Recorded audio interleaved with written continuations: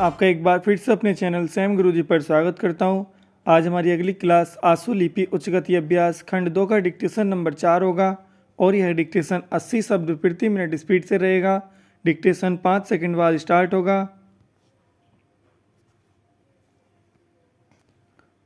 Start. महोदय, कोसी नदी, जिसे शोक और दुख का सूचक माना जाता है, इस वर्ष फिर अपने प्रकोप से महान हानि का कारण बनी। अब इस नदी पर काबू पाने और इसकी उपद्रवी लीला समाप्त करने के लिए भी योजना तैयार हो गई है। इस योजना की रूपरेखा तैयार हो चुकी है और निर्माण का काम हाथ में लिया जा चुका है।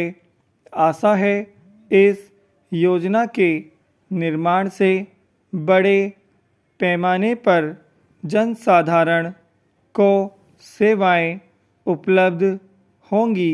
जब यह नया परीक्षण सफल होगा तो महान योजनाओं के निर्माण में और भारत की महान जनशक्ति के उपयोग के संबंध में हमारी जानकारी और अनुभव में महत्वपूर्ण वृद्धि होगी। औद्योगिकरण के क्षेत्र में उन्नति, उत्पादन में और अधिक वृद्धि और भारत की प्रति व्यक्ति आय में वृद्धि विचाराधीन वर्ष की कुछ महत्वपूर्ण बातें हैं। औद्योगिकरण के साथ ही रोजगार के क्षेत्र को विस्तृत करने के प्रयत्न भी बराबर जारी हैं। कुटीर उद्योगों और घरेलू धंधों को प्रोत्साहन देकर औद्योगिकरण और रोजगार में समुचित संतुलन स्थापित करने का प्रयास किया जा रहा है। यह बात सभी स्वीकार करते हैं कि यदि भारत के जनसाधारण को उदासीनता और हार मानने की भावना से मुक्त करना है तो बढ़ती हुई बेरोजगारी को दूर करने का उपाय करना होगा। इस दिशा में घरेलू उद्योग धंधे बहुत से लोगों को आंशिक या पूर्ण उपयोगी काम देकर इस समस्या का बहुत कुछ समाधान कर सकते हैं। इसलिए पंचवर्षीय योजनाओं में पुराने घरेलू उद्योगों को पुनर्जीवित करने और चालू कुटीर उद्योगों को प्रोत्साहन देने की व्यवस्था की जा रही है। विदेशी मामलों के क्षेत्र में हमारी सफलता और भी अधिक है।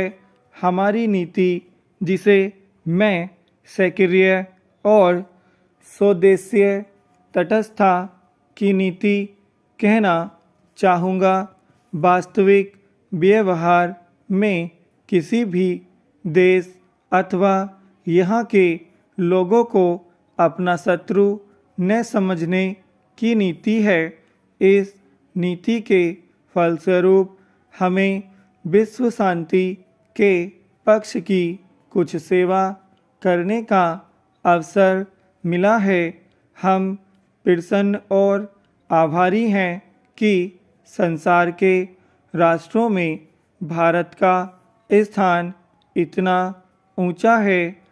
इंडोचीन निरीक्षण और नियंत्रण अंतर्राष्ट्रीय आयोग की अध्यक्षता हमने स्वेच्छा से स्वीकार की है और हमारे नागरिक यथासाध्य उस देश में शांतिपूर्ण निर्वाचन संबंधी समस्याओं का सामना कर रहे हैं। हम सभी राष्ट्रीय अथवा अंतर्राष्ट्रीय समस्याओं का निपटारा शांतिपूर्ण ढंग से चाहते हैं। मुझे बहुत प्रसन्नता है कि भारत में फ्रांसीसी बस्तियों की समस्या शांति और सद्भावना के वातावरण में सुलझ सकी है। शांतिपूर्ण प्रणाली की सफलता का वह एक महत्वपूर्ण उदाहरण है। दुर्भाग्य से भारत में पुर्तगाली बस्तियों की ऐसी ही समस्या को सुलझाने की दिशा में प्रगति नहीं की जा सकी।